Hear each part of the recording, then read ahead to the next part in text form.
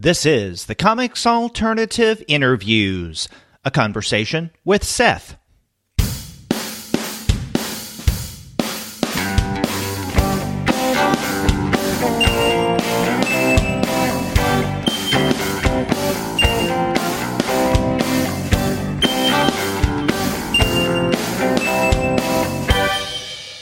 Hello and welcome to another episode of the Comics Alternative Interviews. I'm Derek.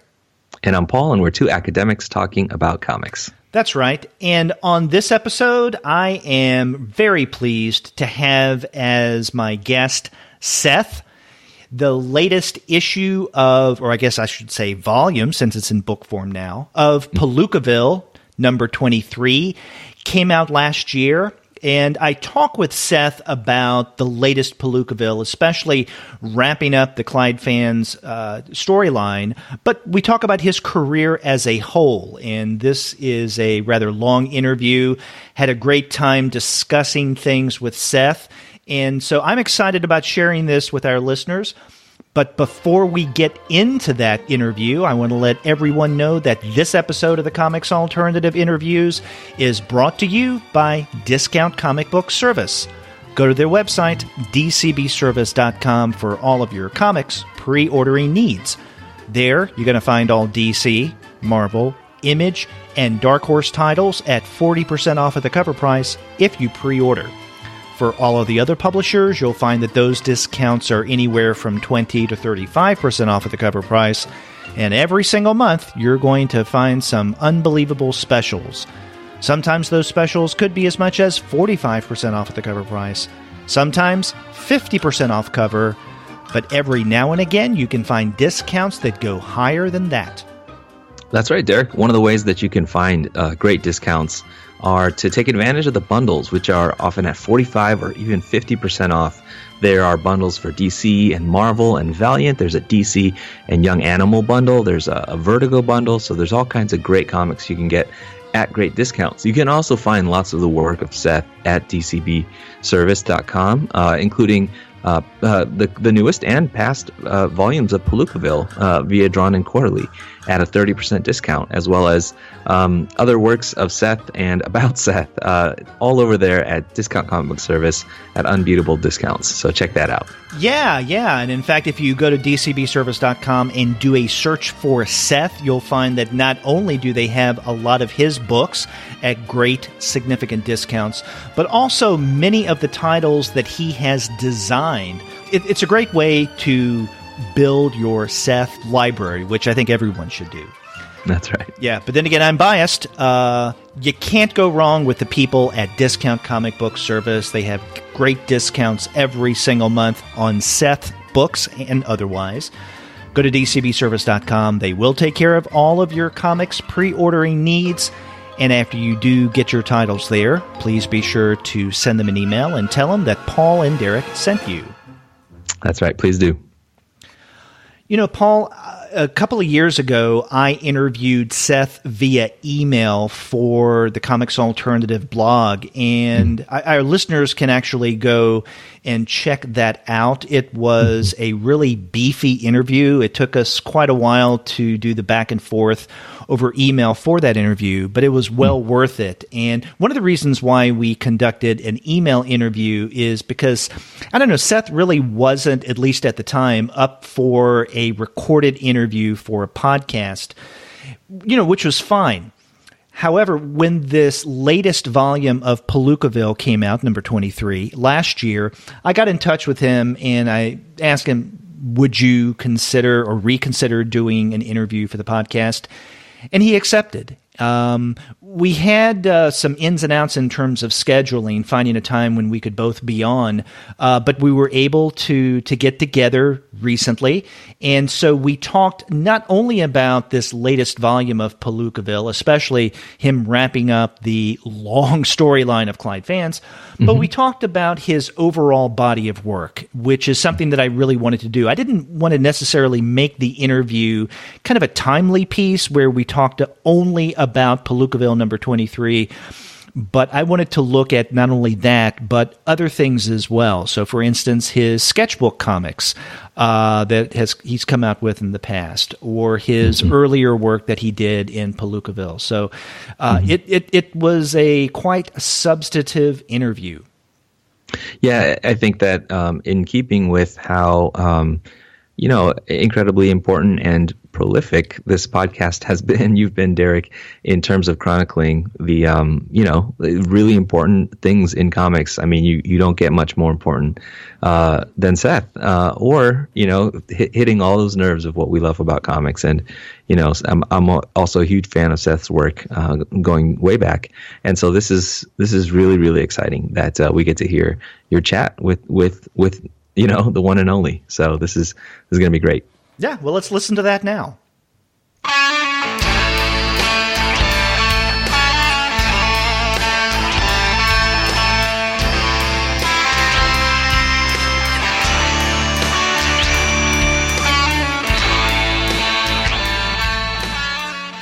I am very pleased to have on the Comics Alternative Seth. The latest volume of Palookaville, number 23, came out last year from Drawn and Quarterly. Seth, welcome to the Comics Alternative. Thank you, Derek. It's a pleasure to be here. And I just thought before we get rolling, I should apologize for the slight hum that people will be hearing, because all the phones in my house are old phones.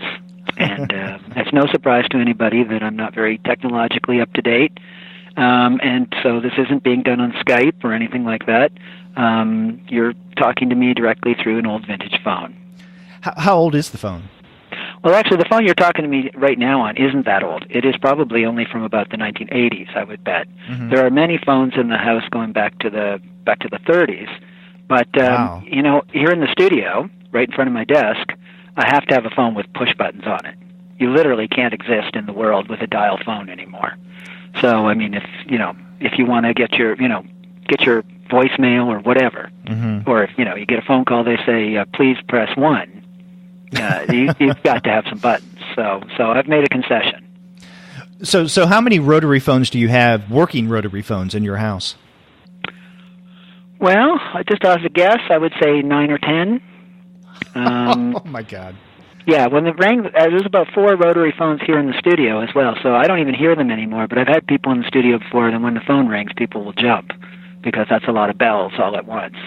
But I like the sound of them. They're very, I don't know, there's certain old sounds that I think of as almost having a more human quality to them than the more electronic sounds of the current era. Mm-hmm. I live right next to a train tracks as well, and the sound of a train going by, these are like old sounds that seem... well, they're romantic sounds now in some way. Well, what you've said about the phones, the train tracks, the sounds, and even your comment just now about the romance of those sounds really resonates with your comics work. And we can even use this as a segue into the latest volume of Palookaville, because one of the things that strikes me, and not just about the two parts of this latest volume, Nothing Lasts, and then the final installment of Clyde Fans, Part 5, but your overall body of work. I mean, there does seem to be an emphasis on the past, memory, and I don't know if you want to say idealizing, but definitely a romancing of what Sure. had been, maybe at the expense of what we have today. Yeah. Well, I mean, it's no surprise. Anybody who knows anything about me has seen me listed as a nostalgist. It's a word I don't care for and I've fought against for a couple of decades, but I mean, nobody deserves it more probably than I do. My work is almost entirely about looking back or memory. I don't think when I started working I thought that's what it was going to be. I think when I started working in my 20s, I figured I was as forward-looking as any other young artist, but over time I realized almost entirely my work has been about memory or about the past. I would say that the word idealizing it is funny, because I've tried to make it a point to do two things when I'm talking about the past beyond my own life experience. And one is that I try to always undercut any idea in a story that the past was better than now. The characters might have nostalgia, or the characters might be backward-looking, like someone like George Sprott, who is clearly someone who thinks things were better in the past. But George is also, a very unreliable narrator. And George is the kind of character who can't be trusted on anything. His opinion is not something to take seriously, so it's not my opinion. And I always want to make it a point to stress that even though as interested as I am in the past, I'm not so stupid to think that there is a golden past of some sort, something to belong to return to.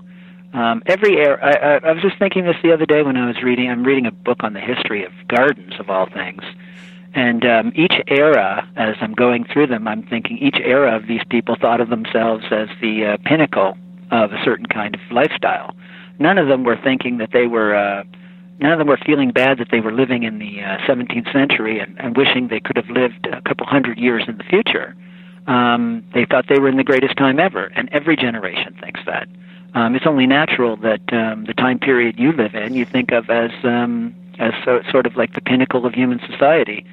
But obviously in 20 or 30 years, people will look back on this time, they'll laugh at the fashions, they'll laugh at the technology, whatever, social attitudes. They'll think they were in the pinnacle of society. So every time period, it's all relative. Some things are better, some things are worse. It would be pretty foolish to think like that 1930 was like the ideal time to live in, especially when you remember that was when the Depression was going on. Mm-hmm. So, as much as I'm interested in the past, I'm not a nostalgist in the true sense. If I'm nostalgic about anything, it's probably like every person who starts getting older, I'm nostalgic about my own life and my own childhood. Those are really interesting points that you made. I couldn't help but think about your first sustained narrative in Palookaville, and that's what eventually became It's a Good Life If You Don't Weaken, because the character Seth in that story definitely is fascinated by the past, right? This cartoonist from the New Yorker, Callow, who's done a lot of work, and he wants to find out more about him. But it's a past that in many ways kind of informs where the character in that story, Seth, is. In other words, he's defining his current contemporary self partially through his engagement and his research into this older cartoonist, Callow. Yeah, I mean, I think this is the point that a lot of people don't seem to pick up on, is that when I was writing that book, even at that point, when I was, probably, 29 or 30 years old, I was aware of already that my interest in the past was easily punctured. I mean, the character of Seth in that book, you don't read that and think he's right. You read that and you see a character who is trying to rationalize to himself that things are better in the past. It's the whole relationship of the inner dialogue of the character of Seth in there, which is me and not me, is someone who's telling themselves things are better in the past while they are pretty aware that they're kidding themselves. I mean, Callow's life story is shown not as someone who lived in the great period that you wish you could be in. It shows someone who failed, and that they lived, and that life is just made up of regular people and the decisions they make in life, and Seth is being forced to make those same decisions in his own life. Sometimes I look back and I'm surprised that I was self-aware enough at that point to be criticizing my own, backward-looking nature, because I do know that in the beginning, I probably was a lot more committed to my ideas about the early 20th century back when I was 20 and 30 than I am now. Now I'm at the point where I doubt just about everything I believe. But I can look at that book and say, even then, I knew that, these are not ideas that you can tie yourself to. Everything is relative. Right.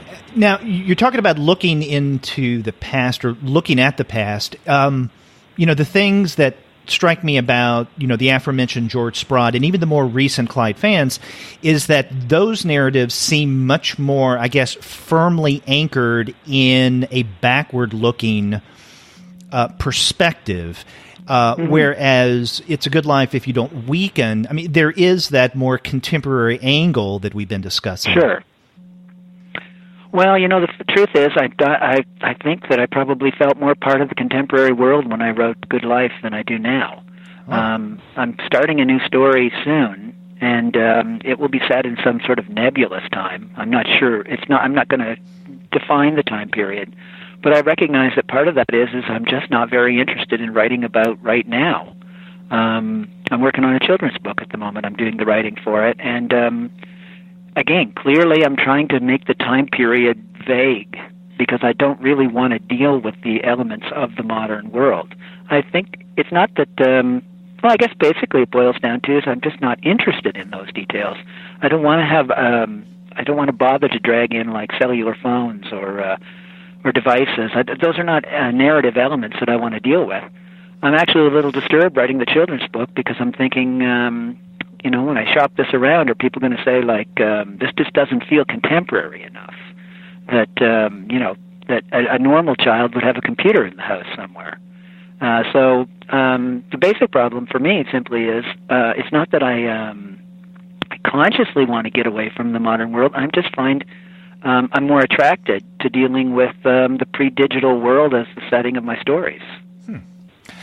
Now, over the last 3 issues, or I guess volumes now, since it's in book form, of Palookaville, I mean, not only have you been in the process of wrapping up Clyde Fans, which I definitely want to talk with you about, but you also started another, I guess we can call it an ongoing narrative that is very linked to your past. In fact, this is, I guess, your most autobiographical or memoir-like work to date, and that is Nothing Lasts. And I know in this latest issue that came out just last year, you are, I guess, up to your high school years. And, I have to say that when I first saw this in, volume number 21 that came out in 2013, I was a little surprised. I thought, he's doing something like a memoir, because while It's a Good Life If You Don't Weaken has a character by the name of Seth, I never took that as autobiography. I took it as kind of in many ways like what Philip Roth has done with some of his novels, where he uses his name and he uses his, I guess, to some degree, his personality, but then fictionalizes this in some ways. Exactly. But Nothing Lasts, I mean, is your look back at growing up. And I find that fascinating. Can we expect in the future at some point the Nothing Lasts segments, which again comes from one of your sketchbooks, to be a standalone volume? It will. I don't think I planned it that way. In fact, the whole thing wasn't really planned in any significant manner at all. I knew I wanted to do a strip in my sketchbook. And the whole point of it was not to put too much planning in it. And I think I almost arbitrarily decided to just start telling my life story, in quotes, because it was material that was close to hand. I didn't want to have a heavy structure. This was something I really wanted some spontaneity with. So I thought to myself that I will just structure it around the idea that it will be memories based on every place that I remember living. So that would give me an immediate structure. So I just start with the first house I remember living in and keep going. That way I never had to too carefully consider where the strip was going. I'd done a couple of other sketchbook stories, Wimbledon Green and the GNB-CC, which were also meant to be spontaneous. And in both those cases I'd had a slightly more complicated structure that as it rolled along I realized I had to do more planning than I expected. This one I knew I could just roll it out. The funny part about it is as I've reached now about somewhere in my late teens, I probably have thought to myself, wow, I've gotten into more than I expected, because I don't think, it's funny, it's interesting as you move into your adult life, then you start realizing there's more complicated stuff to deal with. You're dragging other people into the story. And I think I was very comfortable writing about childhood, because it's just me and my parents basically, and both my parents are dead. So it's this was entirely just me talking. Now I'm moving into the years where I'm going to start talking about various girlfriends and things of that sort. And I'm thinking I've even already the third installment is dealing with teenage girlfriends, and automatically I'm feeling the restrictions are coming in. I don't feel comfortable writing, anything that crosses my mind. Now it's starting to feel a bit more like an actual comic that's being planned out. More thought is being put into it. Inevitably, these things change. They grow on their own. But now I feel committed to it. I think I know where the story will end. It will be a book at some point. I don't think I thought that when I started it. It was just an exercise. Huh. Well, in going through the 3 installments so far of Nothing Lasts, it does have that kind of spontaneous, free-flowing feel to it, where you will go from one memory to the next, or one memory of an event or a person or a girlfriend to the next. And I really appreciate that, because the way that you tell your story in Nothing Lasts is very much like the very act of remembering, and the way that the mind works. That's good. There's no transition, no sometimes logical link between one thought and the next. And I like that. It reminded me of, and by the way, I'll warn you, this is going to be one of at least 2 references to William Faulkner that I'm going to make. Okay. It reminds me of Faulkner's The Sound and the Fury, the Benji section at the very beginning, where you have someone whose basically mind is not very developed, but because of that, he doesn't think logically, so whatever happens to him in the present reminds him of something that happened in the past, and we're taken back and forth from past to present to past to present without any transition whatsoever. And to some degree, that's the way you're telling your story in Nothing Lasts. It's structured like memory. Well, I did want to do that. I definitely wanted to... so much of my interest in writing alone is about memory, and I did want to capture some quality of that, the free-form nature of memory, the way that your mind really is filled with a jumble of images that you've created a narrative. If anybody asked you your life, you could easily start structuring things. But of course, it's not that simple. It's true that there is an enormous amount of stuff, and free association, the more you start talking, the more you'd be like, oh yeah, wait a second, I forgot when I was 6 years old, blah, blah, blah. And I wanted to keep the door open for that kind of digression. So that if I didn't want to have that feeling like, oh, I forgot to talk about that teacher, oh, damn, well, I've passed that point now, I can't talk about it, or I'll add that in later when I re-edit it. I wanted it to be very free, that you could just say, oh, yeah, I forgot to mention, and then you could draw that. I think that kind of freedom really does open up a kind of level of spontaneity in writing that gets frozen once you start worrying about getting things right. And certainly, I'm glad to hear you say that about memory, because that's basically the essential element of it. Is I wanted to have the feeling of how memory functions. Mm-hmm. Yeah, and I'm just looking at a section of the Nothing Lasts part of the recent Palookaville, and you go from your memory of your relationship with Flora to a section on fields, woodlots, and ditches, and then that leads you to what I think is a very significant part of this story, the reservoir, which is a one-page memory, and then that gets you from there into a memory of 2 sad incidences. And so this kind of free-flowing linkage that really is not logically connected from one to the other nonetheless makes sense, because that's the way that memory works.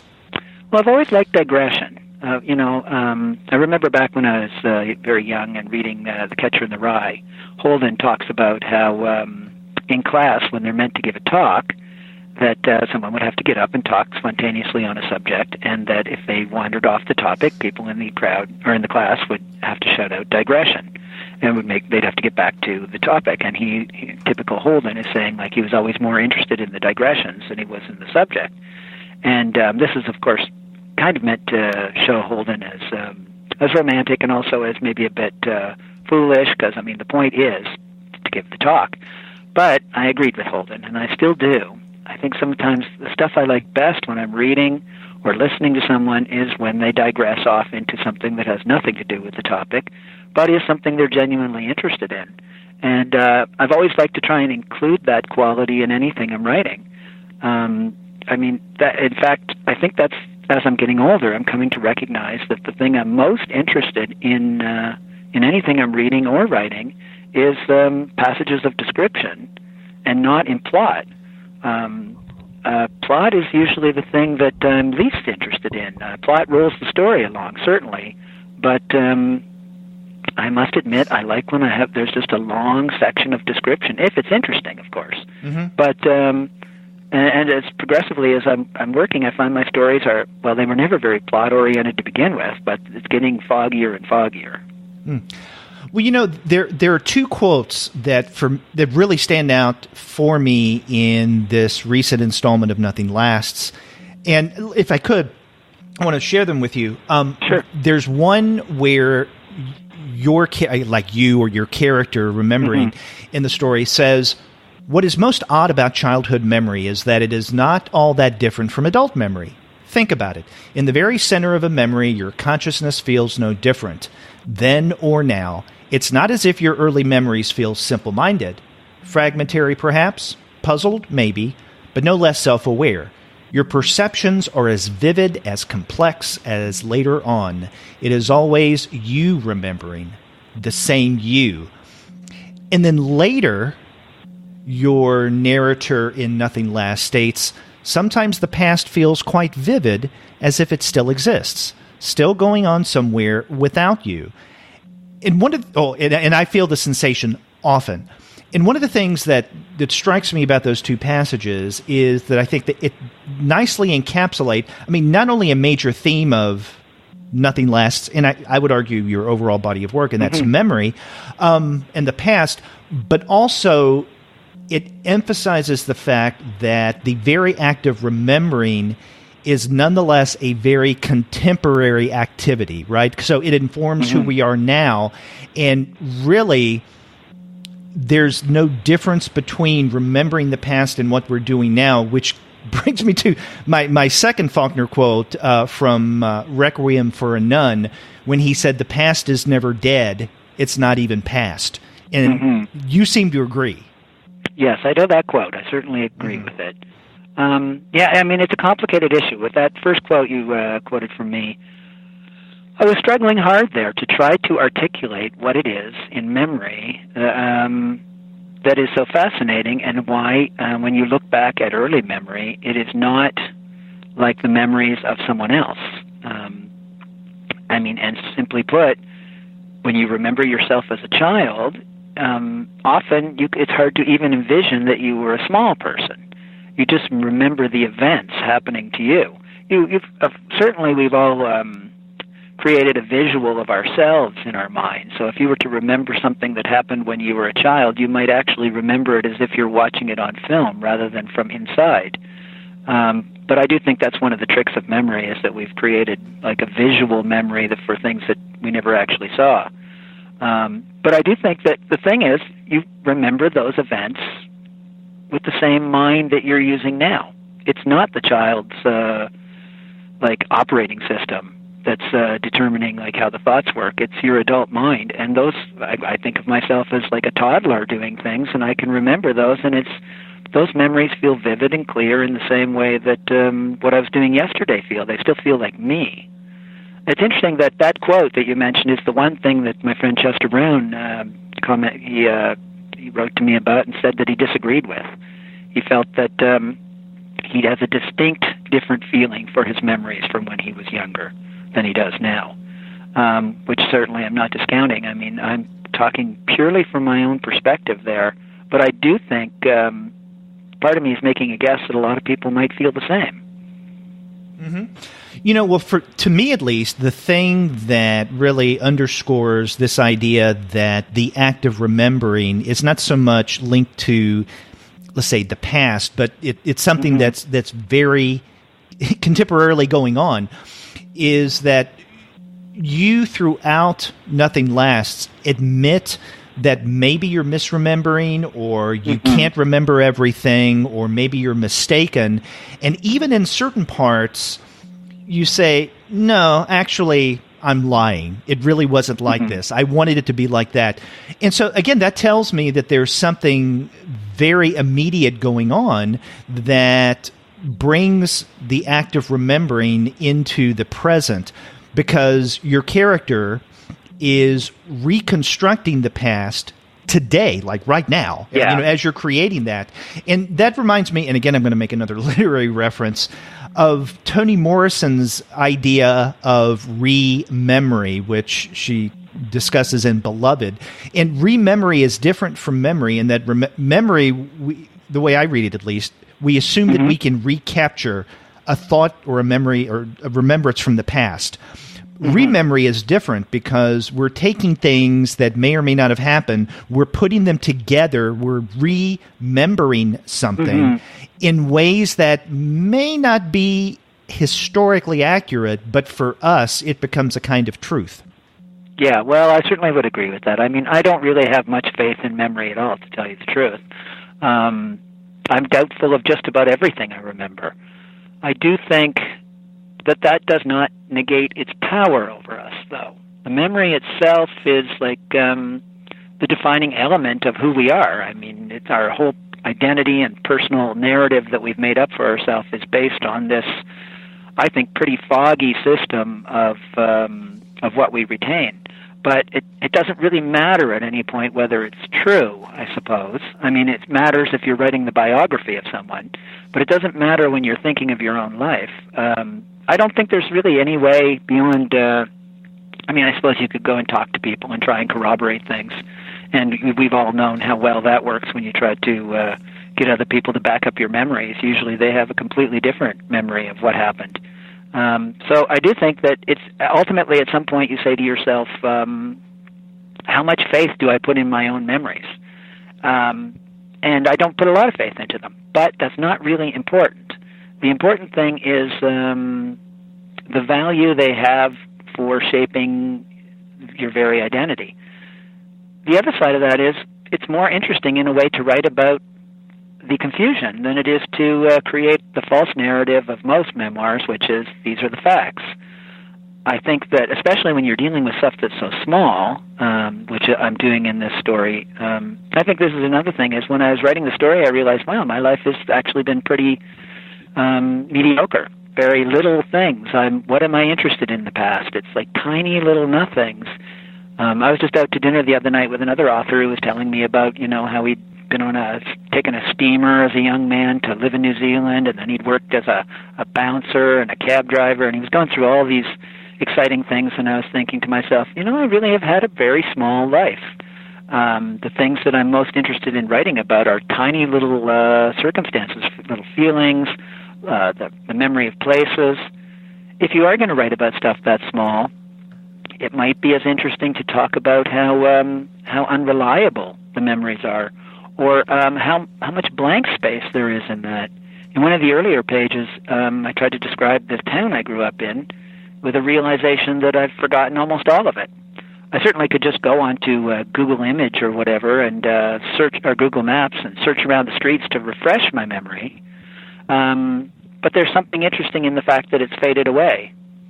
And it actually, it's when you're an artist and you write things down, you realize sometimes I've got old notebooks around. I'll open them up and I'll realize I've forgotten things from a few years ago. The process of forgetting is certainly much more powerful than the process of memory. Mm-hmm.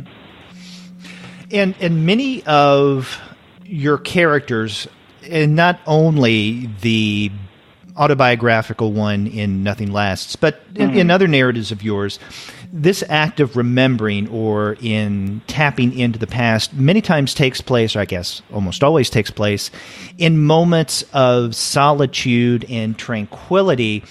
And that reminds me of that section of the recent installment of Nothing Lasts that I've already mentioned, The Reservoir. Now, that's just a one-pager, but, as your autobiographical or memoir stand-in mentions in that Reservoir section, that there's something about that place that kind of gives a sense of comfort and allows that individual to be freer to think back and get a better sense of who he is and where he's come from. At the same time, the Reservoir, he visits it at night, and you could argue that it's a little dark and foreboding.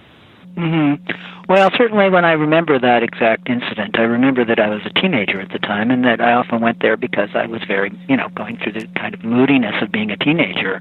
And the actual memory of being there is infused with a kind of gloominess, that I was mostly unhappy. But the vividness of the experience is mostly what I was trying to relate there. And I think you're right to focus on two key words there, which is isolation and comfort. As I'm getting older, I realize that those are probably even more than memory, those are the two things that I seem to be focused on in my work, is delving into the idea of solitude and calmness. I've been doing a lot of work lately that you wouldn't have seen, a lot of visual art that is sort of about trying to tap into these ideas of the inner reality, sort of these, I call them inner rooms, which are calm places. You can kind of see this in the end of Clyde Fans, actually. The idea of places that are frozen in time, stilled. If you look back through the work, these images recur repeatedly through my work, and it probably is some sort of straightforward desire to find some kind of inner peace. I do think that I've got a very romantic idea in my head about isolation that is different from loneliness. I think, like most people, I'm frightened by loneliness. But I am not frightened by isolation. I take great pleasure in being by myself, and I do think that the deepest experiences you have usually, a good number of them can only be kind of experienced alone. There's something about being by yourself that makes the world more vivid. But of course, there's the danger of isolation. Of course, is loneliness, and loneliness has the opposite effect, I think. I think that when you are lonely, you experience things much more shallowly because you are obsessed with, you're endlessly caught in that loop of the emotions that go along with feeling lonely. Those almost seem to negate the kind of bigger feelings you have when you are able to achieve a kind of peace of mind that is combined with isolation. For a simple example, say I'm out on a book tour somewhere and I have the afternoon to myself and I just wander around the city and then find some place, sit down, have a drink, and read a book. That experience can be so rich just from being alone and being in an unusual place, taking in the experience. Just add another person there. Say I'm traveling with another cartoonist. That experience is not so rich. It's fun. You'll be like, oh yeah, we had a good time. I remember when we hung out there and chatted about this. But it almost the sociability of it almost negates the much deeper experience you can have. I'm sure if I just walk downtown today, I'll have a deeper experience than if I went and had lunch with someone. There's something very profound about the experience of being in the world alone, but being able to but not being in an emotional state that cuts that out. I'm glad that you referenced the end of Clyde Fans because, we were talking about that one-page reservoir section in Nothing Lasts.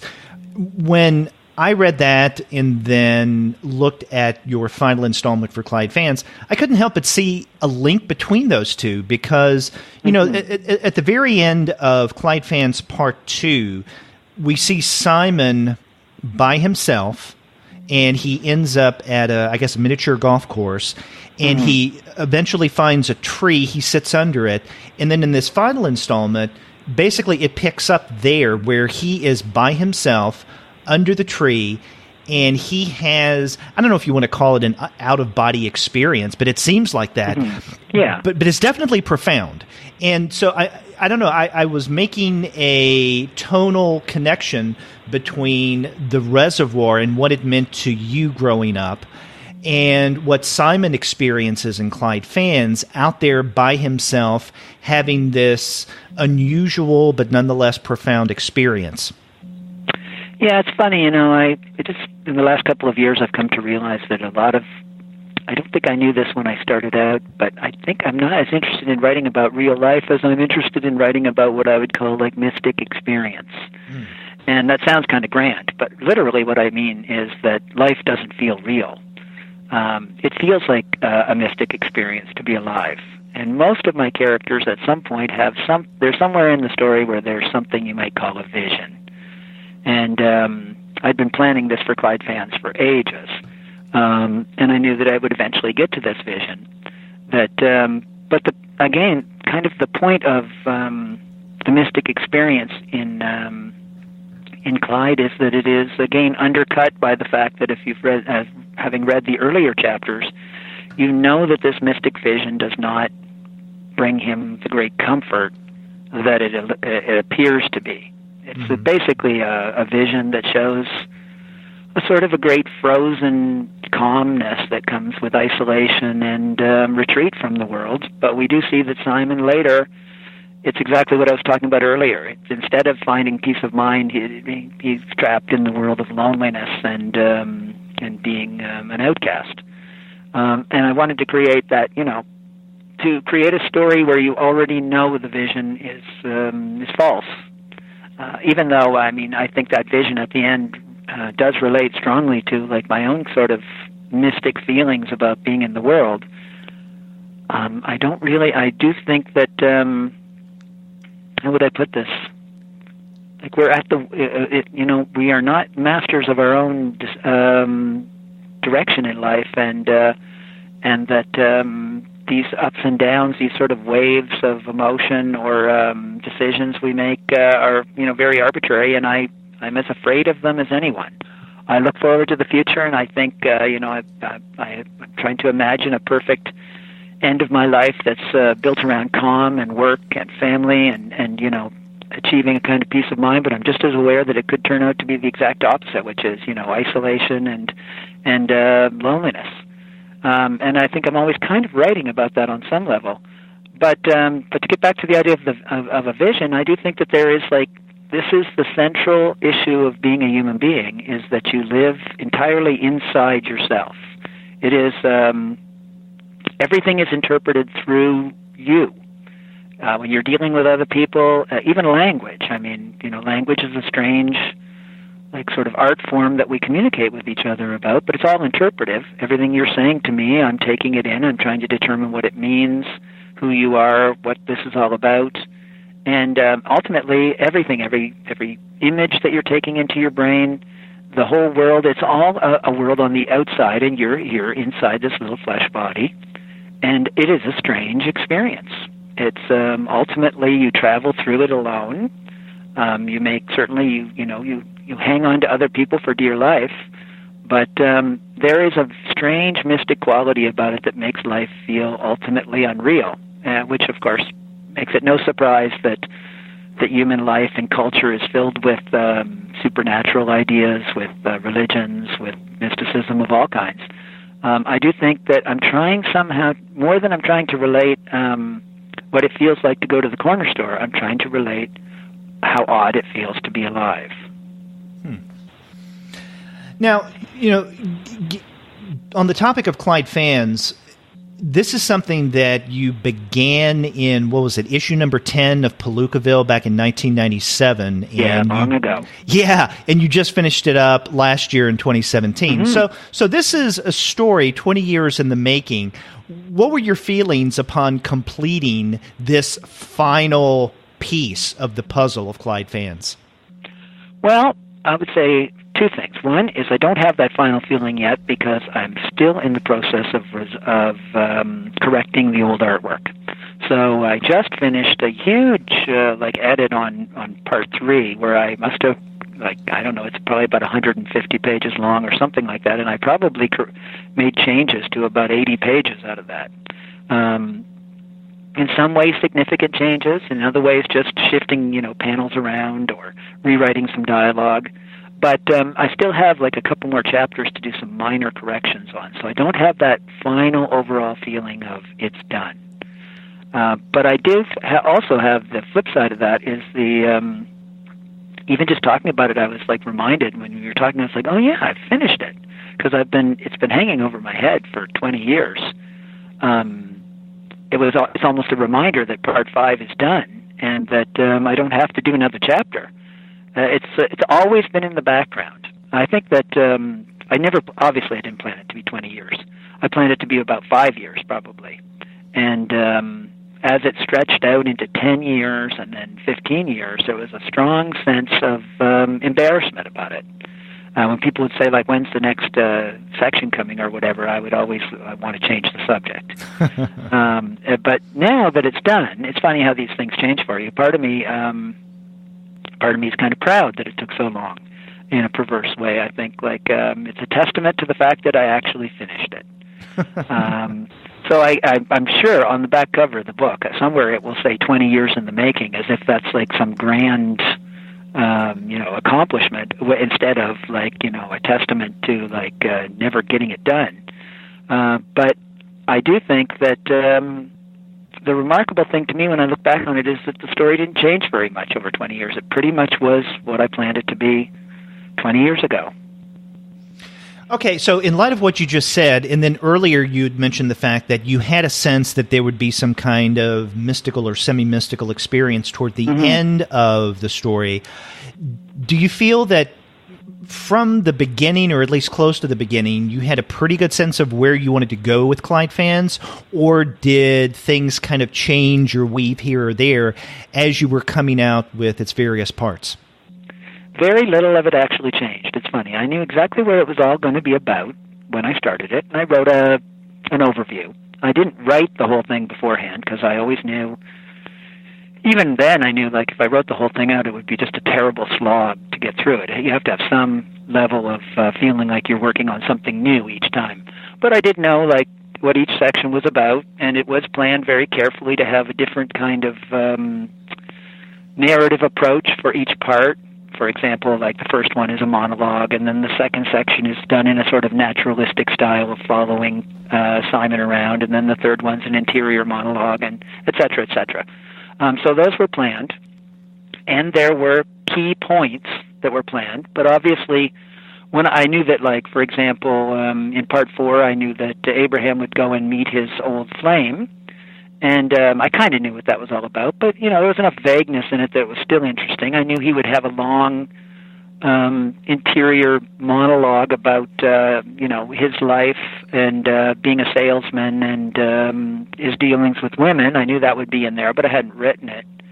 The advantage to it taking so long is that I knew that there would be a big mystic vision that Simon had, and I just think that probably I was able to write it better now than if I had gotten it done within 5 years. I'm not sure it would have been significantly different, because I did a little strip around that time called Hush, which was kind of the precursor to Simon's vision. I knew it when I did it. It was kind of treading the same ground. And that's ancient. I mean, I must have done that strip probably around the time of Clyde Fans Part 2. So I know that it would have been in the same vein, but sometimes it is just better that, I think I'm a better cartoonist now, so I was able to handle that section better and be able to get into it what I had hoped to get into it. But ultimately, the surprise is that it's not that different than I planned it, and probably the biggest surprise for me is that there was a couple of sequences I did, especially right in the middle, that I had waited for, I remember, to get to, and then when I had done them, I realized they failed. So I've gone back now and corrected those and made them work in a way that I'm happy with. It's funny when you think you have an idea that you think is really good, and then later you realize, wow, that really didn't work. So to some degrees, it's handy that I've had more time to think about it over the years. Now, Clyde Fans begins, as you alluded to, with the interior monologue of Abraham Matchcard. It ends with his brother Simon. And in fact, I don't think we see Abraham at all in the recent Palookaville. We hear him, but he's off panel. And maybe this is an unfair question, but do you consider this, Clyde Fans, more of Simon's story or perhaps Abraham's story, or let's say both brothers? It's both, is what it's supposed to be. I do think that perhaps it ends up a bit more as Simon's story than Abraham's story. But even from the beginning, I knew that both of these characters were characters that I felt were just different sides of myself, and I wanted to give them relatively equal time. In fact, one of the things that I changed in Part 3 when I went back was I realized that Abraham's presence in Part 3 was stronger than I wanted, because I did want the different sections to be divided up onto, whose part is it? obviously the first one only has Abe in it, it's his part, and the second one is 99% Simon, so it's his. But in part 3, Abe appears and they talk briefly. And I realized that this was intrusive, so I went back to all those scenes and I changed them so that Abraham is only shown from the back. And that sort of moved him back out of the narrative a bit for that. I wanted to save the real point where they come together to talk being part 4, where you have a long sequence where they have a conversation. I always knew that I was building up to the point where these two characters must come together and talk. But ultimately, I did want it to be about both of them. It's essential that they seem like that they are not connected in a true sense, though. I had to keep them isolated, and so I've definitely, going back and fixing it up has been a part of the process of making that even stronger. There is something about in the story that is essentially about being unable to connect, and that probably is one of the reasons why you have to wonder which is the character that is the main character. Mm-hmm. And then each also serves as the foil to the other. And in fact, I remember at one point I was getting a sense. And by the way, my history with Clyde Fans is interesting, and I'm sure that many people have the same experience. Is that whenever a new installment of Clyde Fans came out, I felt the need to go back and reread Clyde Fans from the very beginning. So the first 2 or 3 parts I have read innumerable times because as a new part or installment comes out, I just had to refresh my memory or get a better, kind of anchor myself in the context. That's interesting. But I remember at one point feeling that Simon was starting to become more prominent and that the significance of Abraham, maybe as you first established him, was kind of a setup to our introduction to Simon, where, again, Abraham would serve as a foil to bring out the better defining qualities of Simon. But then we have that part 4 where there's a lot of Abraham. So I had to readjust the way that I was interpreting Clyde Fans.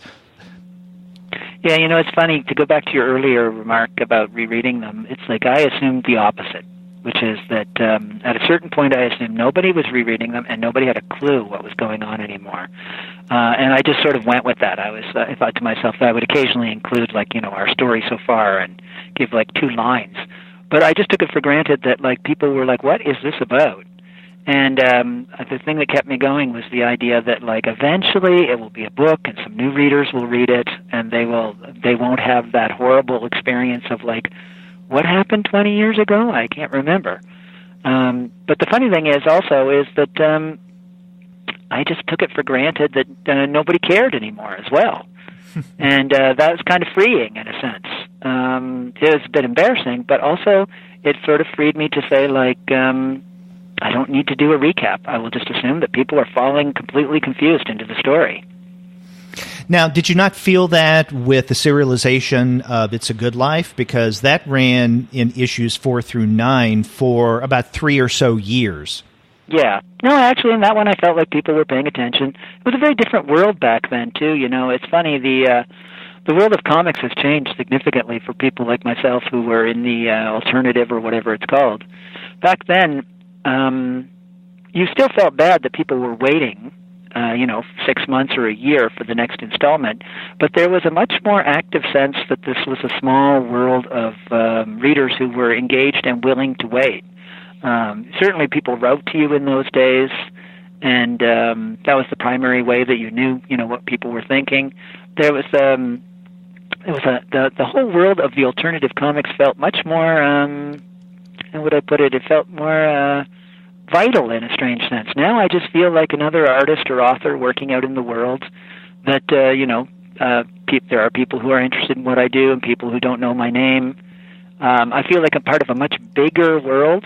There was something very pleasing about the old world of the alternative comics, that it was like a little movement. And I don't think maybe that's still true for the young artists at TCAF or at MoCA or whatever, but I don't feel that anymore. Now, do you think that feeling or that change in feeling has something to do with getting older, right? Because when we're young, we do feel that we can change the world and we have an active hand of doing that. I mean, I felt much more ambitious younger, but with old age comes a sense of, well, experience and also context, right? We see ourselves in terms of a larger picture. Yeah, no, it's true. I mean, first off, I'm not that interested in being that connected anymore. That's a shift. When I was 20 years old, nothing would have made me happier than to have discovered a world of other 20-year-olds who were interested in the same kind of cultural stuff that I was. But that just didn't really exist at that point in Toronto. At that point, I mean, I found my best friend Chester Brown at that point. It was like one other person in the town who seemed to be interested in alternative comics, or underground comics, or old comics, whatever we were interested in then. So, yes, I'm not that interested anymore in connecting. But I do think something has significantly shifted, too. I do think that there is, I guess it falls into the same category of any kind of, cultural movement, is that there's a point when it's new and it's fresh, and there's a bunch of people who take delight in that it's a subculture of some sort and that it's my thing. And then it gets bigger and eventually moves out and becomes much more of a cultural norm, like the graphic novel has. And then it feels less personal. You're not defining yourself perhaps so much by it. I feel like there are people reading graphic novels now who certainly don't have that passion for the medium that just about everybody who read them back in the beginning. There's that desire to dig in, to say, like, what's the history of this, or I can remember going to the comic shop in the 80s and I would buy absolutely any comic that came out that looked like it was trying something. So every anthology, no matter how shitty it was, it's like, you gave it a shot. Every new comic that came out that looked like it might be coming from like sort of an underground background, you'd buy it. I can remember buying lots of stuff that now I would be like, I wouldn't even think twice. I wouldn't buy it in a second just because it would be obvious that it's not necessarily to my taste. Back then, I would give everything a shot just because there was so little of it.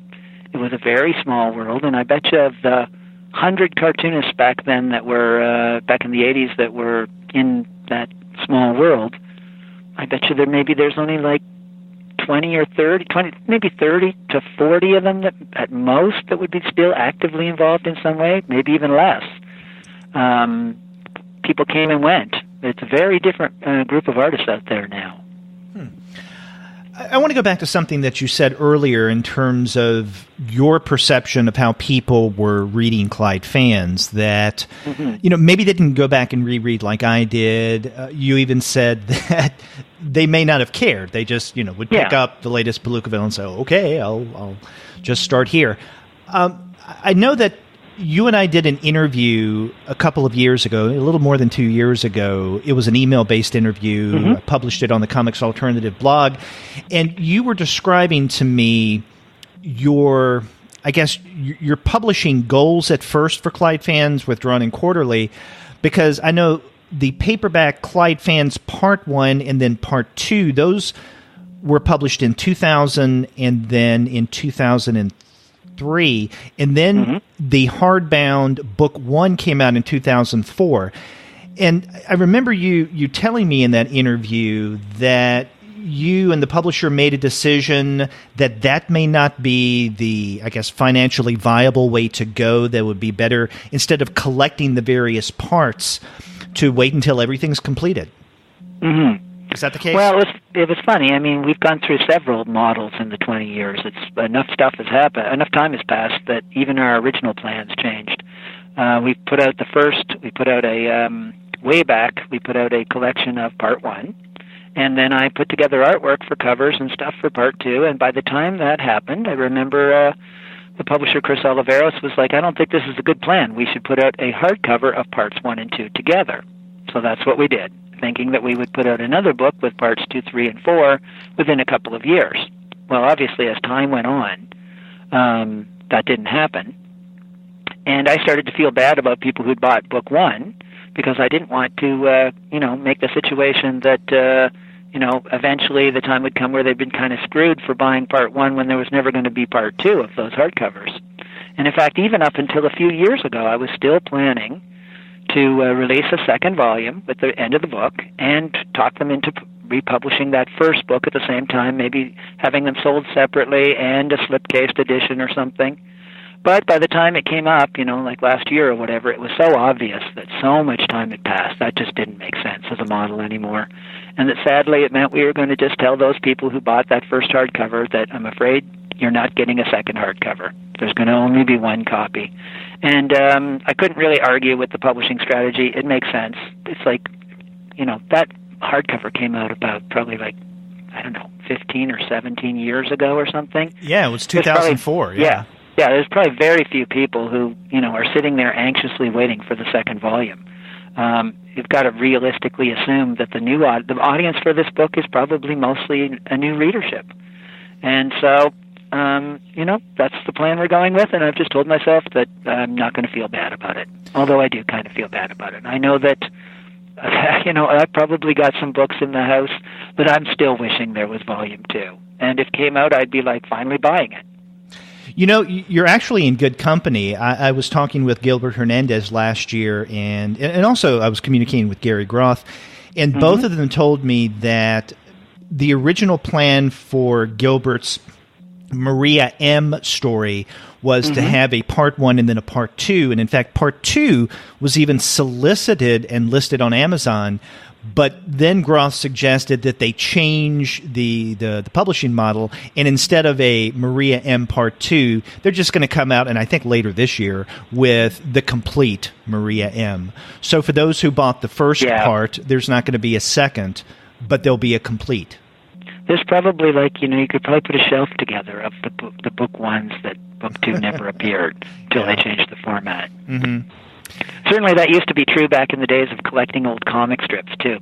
How many times did people try to start, recollecting Crazy Cat or something like that, and there'd be one volume, and then a couple of years later somebody else would try it, and they'd start on the same material, and you would just pray, please, dear God, let's get to some new material, because you'd have 3 volumes of the same early stuff before they went out of business, of course.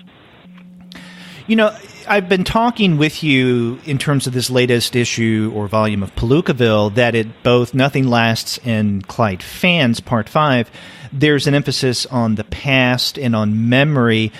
But I think with Clyde Fans, and even arguably I think with Nothing Lasts, there's also an emphasis on decay, things kind of breaking down, almost in a sense of entropy in a way. And there's a passage from Clyde Fans Part 5, and I think it appears on page 45 of this part, where Simon mentions, and I'm quoting here, the beauty and solemnity that comes with solitude, estrangement, decay. And we've talked about the solitude and to some degree the estrangement, but then there's that decay.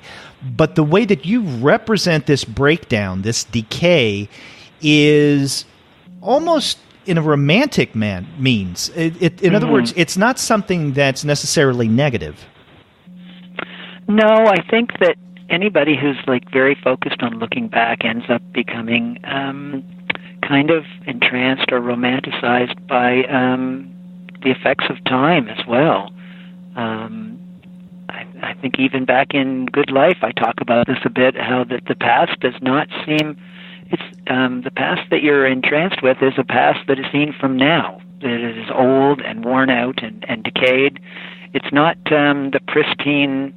when you see actually a period film or something, there's something that is unconvincing about it because it looks too crisp and perfect. I think that for anyone who has any kind of romanticism about it, it is the decaying old house that is that brings back the deepest feelings about the past, and not some perfectly restored Art Deco lobby. There is something about there is something strangely appealing about the breakdown of things over time. You see this, a lot of artists actually deal with it. I'm always kind of entranced by Tarkovsky's images of, as his camera will pan over debris broken down and laying in a pool. You see this in Charles Burns, for example, in Black Hole, the way that those end papers that are filled with like sort of detritus, lying in the ground. I'm not exactly sure if, there's a lot of times there's imagery that you're working with that you probably can't nail down and explain what exactly it is that's appealing about it, but I must say that I am probably more attracted to a rotting old barn than I am to a perfect skyscraper. There's some sort of, it's probably an emotional connection. I mean, this is I'm also a big fan of ghost stories, like traditional ghost stories. And why does the ghost story appeal? It's not really the scare. After a while, reading ghost stories, you find very little of it actually makes you frightened.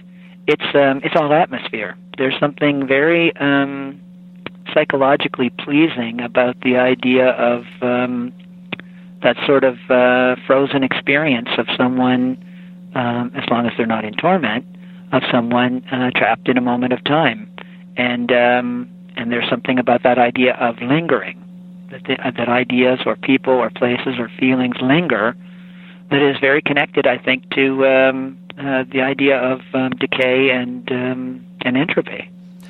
Yeah, and when toward the in this last part of Clyde Fans, when Simon is having this kind of mystical experience where his consciousness seems to be drifting from one place and spot to another.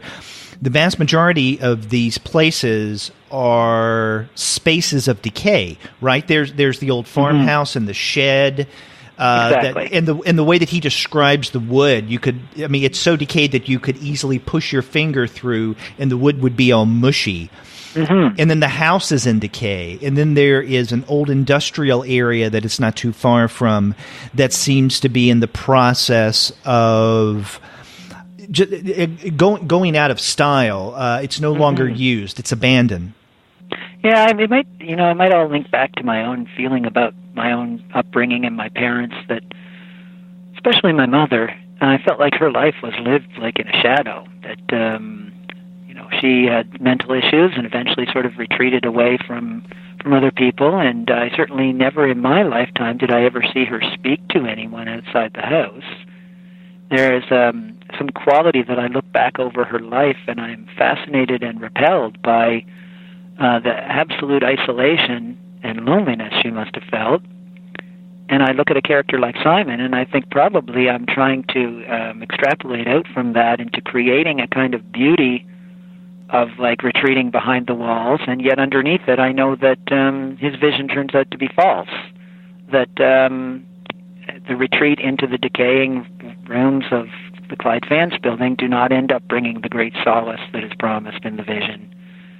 It's two-sided. I mean, I look at my mother, and part of me wishes to think, I don't want to look too close, because I don't want to think too much about what that day-to-day life must have been about.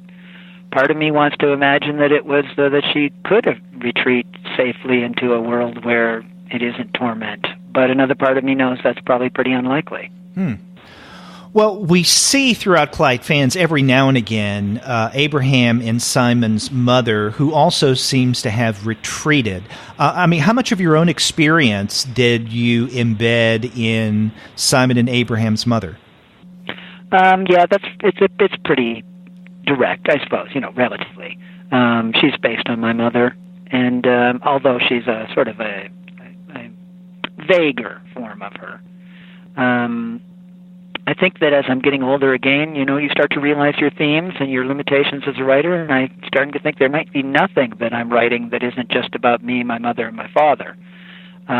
Certainly, the father image in Clyde Fans is my father as well, the father who's absent. I think that it's funny, you just don't know this when you're 20 years old. When I first started out, I thought that I would have a lot of different stories to tell, and now that I'm, past middle age, I realize that I probably have like one story to tell. And it's just how many times you tell it and how many different ways you tell it. And you kind of realize a lot of the authors you like, it might be because they're telling the same story and it's the story you like. I think one of the things about genre fiction that I rejected when I was younger was the idea that it was formulaic. And I thought, like, who wants to keep telling the same stuff over and over again? And then maybe now I'm like, well, maybe that is a more complicated argument than I thought. Maybe what I don't like about it is the formula. Maybe it's not the repetition. As I'm older, I realize I like repetition. They often talk about children. Children love repetition. It's like, what do you want to hear? You read them a story again. Read it again. I'm not sure that I have any different response to culture now than that child. I want things repeated as well. It just might be that you are disdainful of what you consider what other people want repeated if it doesn't seem up to your standards. Mm-hmm. So certainly I might be disdainful of like what's currently coming out of Marvel Comics, but that doesn't mean I don't want to read those same Marvel Comics I read as a child again. I'm rereading them.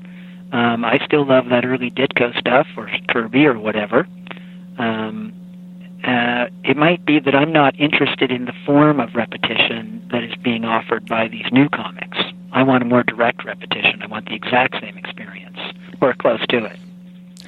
Earlier you were talking about some of the changes regarding comics in terms of the marketplace and publishing strategies, especially as it related to Clyde Fans. Mm-hmm. I'm curious to see what you were thinking, I don't know, maybe around 10 years ago or so, when you made the decision to make Palookaville, instead of, let's say, a single-issue comic book, to make it into what a lot of people may call a graphic novel. In other words, a hardbound, thicker edition. Because I think issue number 19, what did that come out, 2005? Something like that. Yeah. I'm not even sure anymore. Yeah, was the last comic book issue of Palookaville. And then in 2010, we got issue number, or I guess we could call it volume 20. What were you thinking at the time? What were you communicating with in terms of Chris, your publisher, in changing Palookaville around a bit in terms of its packaging? Yeah, well, I wasn't planning anything at the time, to tell you the truth. I was just going to keep plugging along with the comics, same as always. I hadn't given it any real thought at all. It was Chris Oliveros who suggested changing it into a hardcover, and my first thought was no. I thought, like, at that point, I still had some idea that I was still committed to the comic book form, because I've always, I'd always been very attracted to comic books, the old pamphlet format, and it seemed like some kind of a betrayal to quit them. But as I thought about it more, I had to be honest and realize that as a model, it was a very poor model for me as an artist. The thing I like about comic books is their immediacy. Probably I've never done a comic book that really fits into my category of what I would think is a good comic book, because I was always just serializing long stories in a format I liked that wasn't probably very really effective for that. I mean, when I think of comic books that I think from like the alternative world that were very effective, I might think of something like Crumb's old comics from the 70s, where you got a series of small stories in one issue. You read it and there it was. That was an experience. Or even 8-Ball, where there was some of it was serialized. Most of it was like you could enjoy it just as a single issue. Or even, something like Hate, which came out quite regularly. So even if they might be continued, you got another issue in a couple of months. It was really the model I was using is really was a poor use of the medium. So when I gave it some thought, I thought to myself, I liked the idea of using the little hardcover because it gave me a chance to kind of create a different experience. I started thinking about the old hardbound magazines that had existed in the 20th century, things like Horizon magazine or American Heritage or the old Saturday book. These kind of, and in fact, Britain has a whole history of hardcover annuals that was very appealing to me because they have what I love. It's a book. I've always, I'm crazy about the book format. And it gave me an opportunity maybe to expand out. I think the first volume is like kind of the weakest of them so far because the Clyde Fans section is still only as long as the my normal comic book length. I probably did about 25 to 30 pages of Clyde Fans in that one. And then I quickly figured out, I think by the next one I had about 50, and then maybe the next one is like 70 pages or whatever. You got a longer chunk. I still think maybe it's probably an odd format in some ways because it is still mostly serialized material, even though I have a section in each book where I have something design-related, some project I'm working on gives me a chance to show it. But it is, but I do think it suits me more, actually. There's something about the production values, the way the book feels, that to me it feels more like my own work. That's the right format for my own work than the comic book did. Sadly, now I look at the old comics and I think that they seem unsubstantial to me, which is not what I would say if I picked up like an old issue of Yummy Fur or something. So I'm happy with the new format. In a sort of logical sense, I probably should just be doing graphic novels now, but I love having that format where I can have whatever I want in it. So I don't know for sure like where Palookaville will go. As long as the market exists that we can keep publishing books, then I will keep doing that. And I'm hoping that in like 10 years, I'll look back and see that the volumes look interesting to me. That's the key thing. I want them to be something that someone might still have wanted if they were to start collecting them 10 years from now. Yeah, when it comes to your hardbound books of Palookaville since number 20, I've been thinking of them, especially the last three, as I guess basically in three parts. There is the Nothing Lasts section, there is Clyde Fans, and then there's, as you alluded to, some kind of design project that you're working on. And one of my favorites comes from Palookaville number 21, your rubber stamp diary, which I thought was really clever, where you take a series of, or you have a series of rubber stamps made of you, like you walking, kind of a close-up, or I guess a shot of your head, and then you would use the rubber stamp in various panels. So you would have a repetition of image, but you would vary that with different dialogue or contexts, and I like that. It's something I never would have thought of. Where did the rubber stamp idea come from? Well, really, it was. If I were to think back about it, it probably goes back to a funny line that I read years ago in the old Encyclopedia of Comics or something. This is a big fat book that came out in the 70s. I can't remember if that's the exact right title, but I always remember there was and the entry on Nancy, the comic strip Nancy, it was surprisingly sarcastic for an encyclopedia. It started out by saying that there's long been a rumor that Nancy was being produced with a series of rubber stamps in an old joke book. And that comment, I remember it always stuck in my mind because I thought it was very funny. Now, I didn't seriously think at that point I'm going to start doing any comic strips with rubber stamps, but I remember years later I was having a phone call with Ivan Brunetti, and he was talking about the difficulty of doing a daily strip, like a diary-type strip, and I was saying the same thing about how it's just simply too much work, and I think I might have referenced that joke and then said, like, well, maybe you should just use some rubber stamps. And the minute I said it, I thought to myself, no, that's a good idea. And I said, no, Ivan, I'm going to keep that for myself. And so very quickly I went out and had a few made, just a few, maybe like 6 or 8 at that point, maybe even 5, I don't know. Now I must have at least 50 of them. But it is, it's interesting. It's, you quickly realize as you're working on those sort of strips the limitations of them. There's some things you can't do. But there's also, you realize that the narrative thrust of comics, a lot of it is just simply movement. Character walking along and talking is enough significant action to hold your interest. And I'd say like 99% of the strips in the diaries are just me walking along with a word balloon over my head. It really does sharpen up your mind to say, like, what is required in a comic strip to maintain the narrative power of comics. And it is actually quite small. Comics are a very intimate, simple little medium. It's been a good exercise, really. And in issue number 20 of the book format of Palookaville, you also, I guess, really introduce us to Dominion City and your project there. You know, if I'd had an inkling of Dominion before, I guess I wasn't aware of it, but then I saw that section that comes, I guess, in about the middle of volume 20 of Palookaville, And I mean, my God, I thought, man, this this guy's really into it. I mean, you had a small scale size, smaller version of Dominion City. And where was this? I mean, when I started it was just in the basement. Yeah. This was in a previous house I lived in, and I put some shelves up. I mean, eventually I put some shelves up because eventually I had like 20 buildings or something. So then I was like, I should put them somewhere. But as the project grew bigger and bigger, it got out of hand, and now it's not on. I mean, I just had it on display at the Art Gallery of Ontario up until about a month ago. But it came back, so it goes where it goes now, which is into a series of boxes in a storage unit. It's too big now to even have any of it on display in the house. Ideally, I'd like to one day build a new room on the house and maybe put it in there. But the funny thing is that project, in some ways, is over. It's funny. The project of thinking about Dominion is not over. I'm still working in my notebooks, and that will probably carry on forever. But I think I've reached the end of making the buildings. When we had this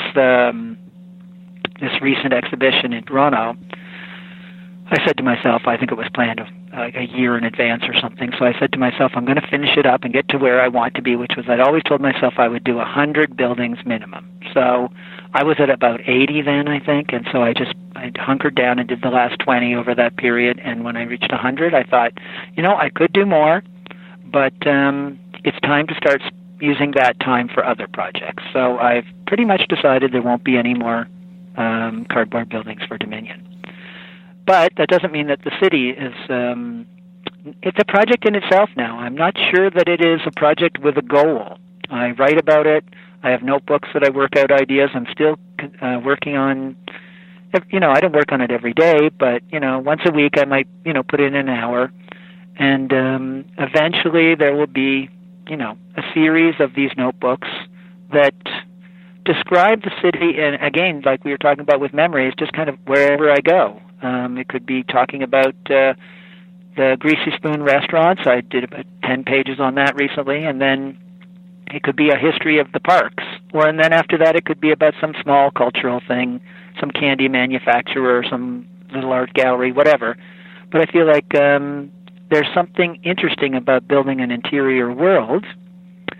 It is probably, for the most part, is the setting of any story I will probably tell in the future, but it's not important information. It's more about building an interior world to start from. Mm-hmm. Almost none of this information will ever be used for anything. Some of it, I mean, like if you read George Sprott, there are references to things that if you read through the notebooks, then you would know more about these minor references brought up. I know what it means, but they're never essential to the story in any way.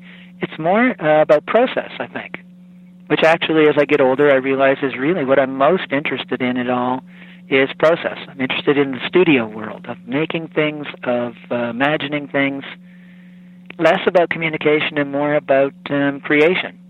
Yeah. As you mentioned, Dominion becomes a very significant setting in your comics. And it also ends up in the title of Luke Chamberlain's documentary that came out a couple of years ago.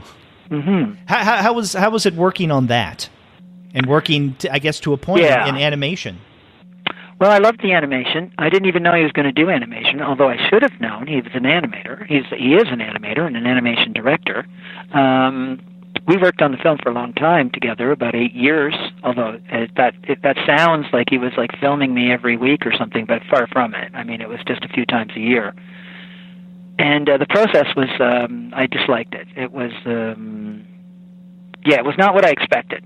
I think that when I agreed to the project, I thought to myself, oh, this will be great. I'm an outgoing person. I like to talk, and it will somehow, a camera will turn on, and I will just start to expound, and it'll be wonderful.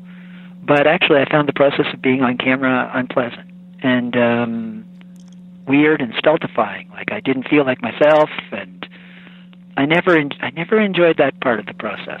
So I had a grim feeling about the film through most of it. It was actually the animation that changed everything for me. I think sometime around the last year we were working on it, he said to me, the animation is coming along nicely. And I said, what? There's animation? And he was like, yes. He said, you agreed to that right from the beginning. And I thought to myself, really? Because I do know this. Anytime I've seen any film about a cartoonist, and they animate their work, but the first thing I always think is, what a mistake. Because usually it's terrible.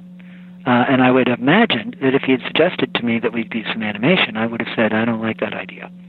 So I was kind of surprised, but I thought, here we are, we're 7 years into this film. This guy has devoted so much time and energy to me. I am not going to suddenly now say, like, no animation. So I just bit my lip and thought, oh, well, I'm already feeling bad about the film. We'll see where it goes. And I thought, how much worse can it be? And then when the film actually was done, it was the animation was the stuff that I loved. I thought he did a great job. It changed my mind about animation. It may be the only time after I saw that film that I felt like I would like to do some animation myself. Suddenly I felt excited about seeing movement and understanding maybe a little bit of what you could do with time and sound and movement. It was exciting. I almost wish now the whole film had been animated. In fact, I do wish the whole film had been animated. I could not watch that film again to have to watch myself. But I certainly have watched the animated segments a few times. I enjoy them. So do you see yourself in the future working in animation? Not in a documentary sense, but with your art? I'd like to do one. Luke and I talked about working on something last year, but we couldn't get the money together for it. I'd like to do a very limited style of animation. It may not happen simply because of the fact that it's expensive, and there's always easier avenues for things for me to work on. And I will never probably do anything animated where I do the primary work, or maybe the actual work. Like one of the things about like the idea of working with Luke was that I would do the drawings. I wanted to do a kind of limited animation where you would draw a series of images that you would just sort of move between, small movements, and you might have a train roll by, or you might have lights coming on and off, but it would mostly be sort of still imagery. And that seemed very feasible, and that seemed something I could do all the initial drawings, and I could like chart out what would happen, but I would still need somebody who really understood the medium to sit down and make it work. That probably means that it's dependent on having a collaborator, which is hard, and it also means getting the money together, and that would mean like really committing to something. So we'll see if it happens. I'm interested, but with the choice between that and just getting up and like opening my sketchbook or starting to draw something, or even like collaborating on a small scale. I mean, I work with a certain amount of artisans with things like ceramics or wrought iron. I mean, that's so small and easy. You just like, one person you're dealing with. That's so manageable. The minute you start getting involved with film in any way, the complications. So I don't know. We'll see. Do you feel that documentary is a good introduction to you and your art? Like, for instance, someone who has no clue who Seth is, has never read a page of Palookaville, that they could watch Seth's Dominion and come away with a pretty good sense of who you are and what kind of comics you do? Yeah, it's a funny question. I think it is a good introduction, but it's probably not the me that I think of myself as. Mm-hmm. I think people come away from that with a bit of a warm, fuzzy feeling about the past and about, I think that I come off as perhaps a more charming character there than is the reality. I think I'm much more conflicted about all these ideas than the film implies. But that said, I mean, I've rarely met anybody who saw the film who didn't tell me that they liked it. That, actually I've gotten more enthusiastic responses to the film than to my own work, I think. So, I mean, I think it's good. I like the film. I'm happy that it was made. I'm proud to have something done with the National Film Board of Canada, which always meant something to me when I was growing up. And the important thing for me is I'm proud of Luke. He really worked hard on that film. And during the making of the film, I'm not even sure I even liked Luke Chamberlain. We were not friends. I kept a definite distance from him. But as soon as the film was done, it was like I was free to like him. And he's a really great guy. And I'm always very, flattered that he wasted so much of his life on me. So, So I'm that's good. A good friendship came out of it. Well, good. Earlier we were bringing up, albeit briefly, some of your earlier books, in particular Wimbledon Green and the Great Northern Brotherhood of Canadian Cartoonists. And those, I guess, along with what we're seeing now with Nothing Lasts, are from your sketchbooks. And I'm wondering how you're distinguishing, let's say, the difference in art style and even maybe approach to storytelling between your sketchbook comics and, for lack of a better term, your non-sketchbook comics. Yeah, I'm having problems with it myself, to tell you the truth. Like, I'm about to start a new graphic novel within the next few months, probably. And I'm not sure which approach to use. Part of me, like, it's funny, I'm perfectly happy with the looseness of the sketchbook material, and it suits the stuff that I've used it for, I think. But it's hard to totally throw away the idea of the, what I call, like, the finished approach. And part of me thinks, like, this is a book that I think of as my next significant book, like the one that I want to put real effort into, and part of me thinks I need to put the full effort into it, which means doing it as, finished artwork. The difference, of course, is that the finished artwork is much more involved, and I'm not sure that anyone cares. In fact, lots of people tell me they like the sketchbook stuff better. They prefer the immediacy of it. If I really think about it, my ideas about comics pretty much back up the idea that it's not important to have a great deal of finish in the work. What's important is how it reads. But it's one of the things about being a cartoonist, I think at least, certainly the cartoonists of my generation, is that there is a weird fetish quality to the artwork. We were attracted to comic books because of the kind of perfection of the artwork. You grew up looking at these people who could ink with such like perfect brush lines. The whole world of comics, the fact that it was so fetishized that, people would say like, oh, this looks like maybe it was penciled by Sid Shore and then maybe inked by Vince Colletta, where people have like internalized the hand movements of old artists so much that they can actually like distinguish these details. That fetish quality is strongly in my brain, and part of me has a hard time giving up the idea of trying to create what I would call like a perfect object. I like the sketchbook comics, and I look through Nothing Lasts, and I think, oh, this looks great. I'm happy with the spontaneity in it.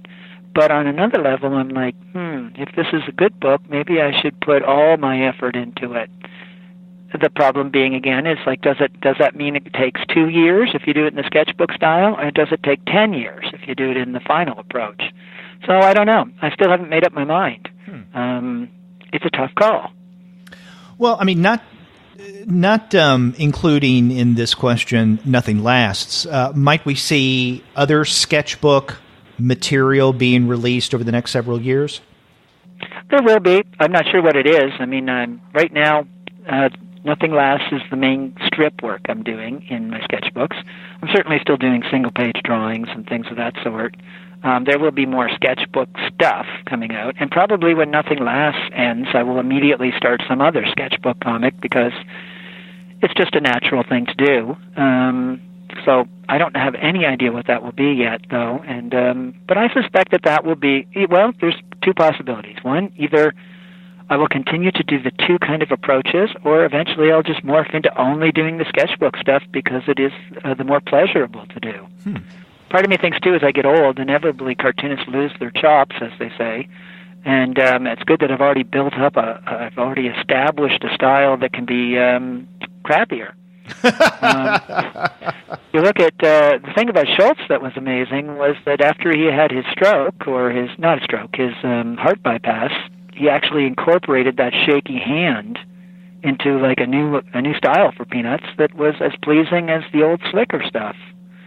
So there might be a value in it. Well, you mentioned Schultz and Peanuts. We really haven't talked much about the work that you do, let's say, outside of either Palookaville or your original graphic novels, the sketchbook stuff. You illustrated for a while Mahder's Mr. X. You've done work with Lemony Snicket. But I think even more outstanding is your publication design work with the complete Peanut series from Fantagraphics.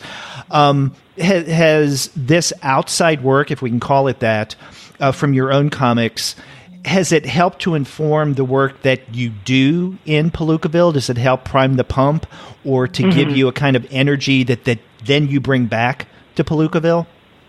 Yeah, they do. I mean, I think initially when I started to design books and things of that sort, it was a digression from my comics work, a digression that taught me a lot of things. I would say that in the early days, it's like it really made me learn much harder to do proper display lettering, and I started to think about the structure of a book, how things are laid out, et cetera, et cetera.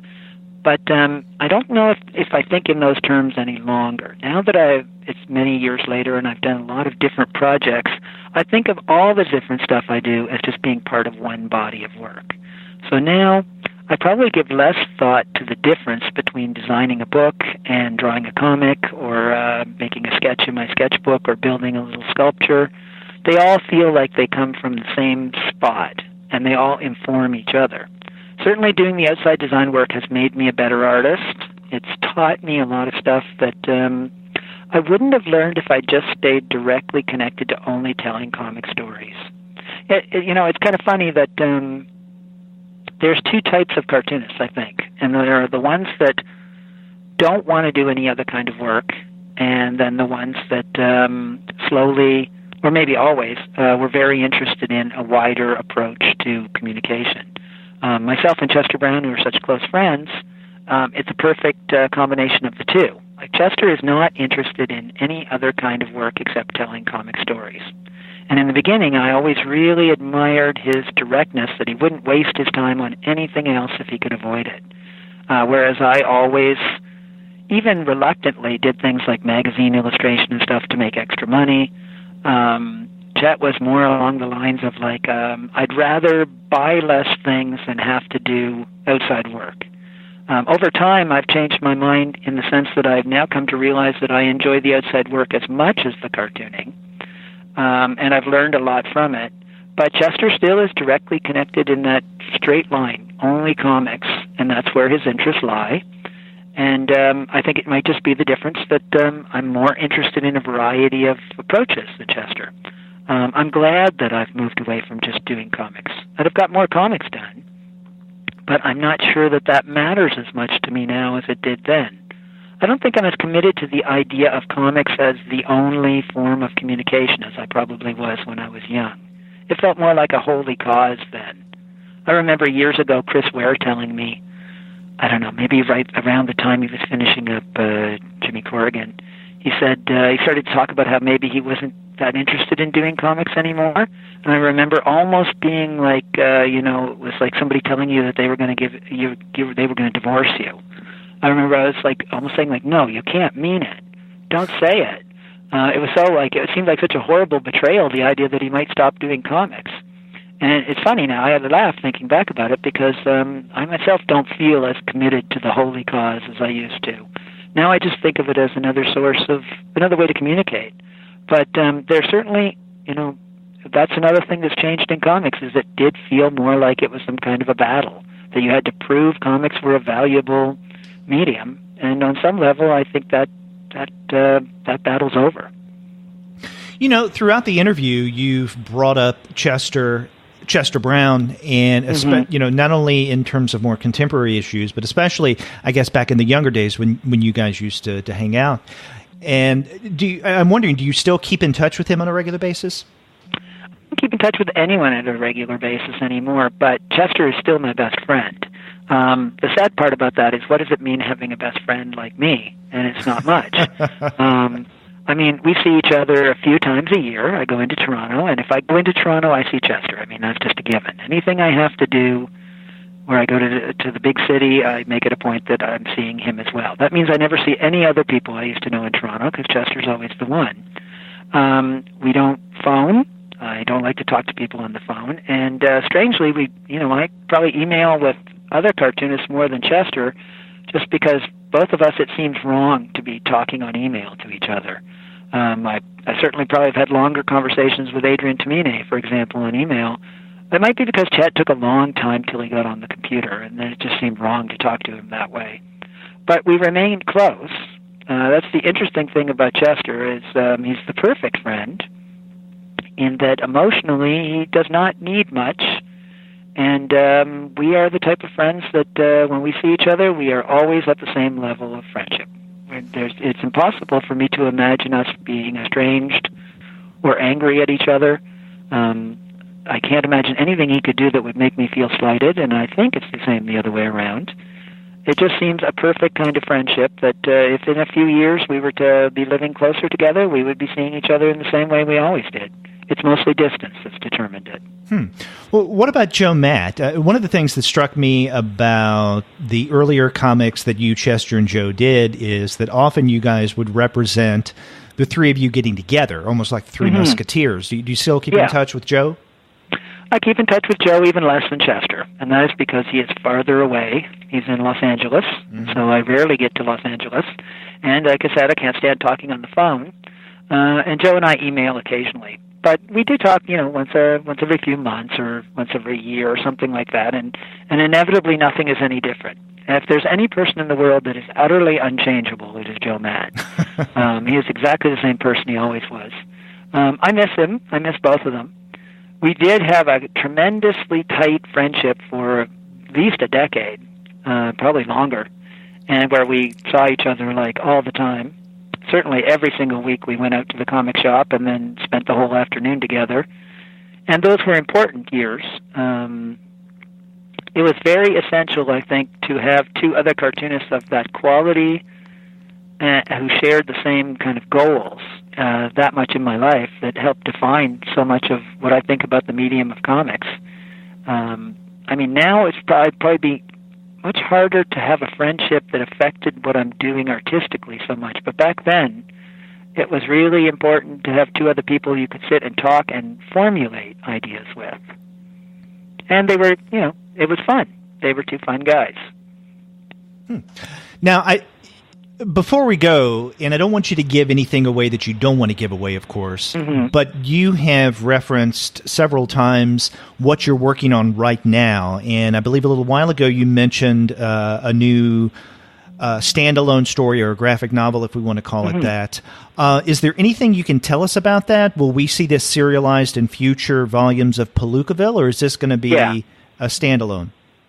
You will see it serialized. In fact, I think if I've learned anything from working in the Palookavilles is that how I serialize is changing. Format always determines how you tell a story in some way. I'll try not to digress too long on this, but the old comics, when I did the first issue of Palookaville, it was a standalone issue. And then the next two issues were a two-parter. And then I think after that I started Good Life, which was 5 or 6 issues, I don't know, but each one was a chapter in itself. Then I started Clyde Fans, and I wanted to make things bigger, so I realized I had to make maybe 3 issues was a chapter, so that determines what you tell in each issue. That determines kind of how you break them apart. And then so that they have a natural point where each issue would end, and then when you connected them back together and someone read it as part 1, they wouldn't necessarily realize, this is where the story broke apart. So you think about these kind of things, and I think as I've been working on in the hardcovers now, it's determined the length of each section that I've been serializing.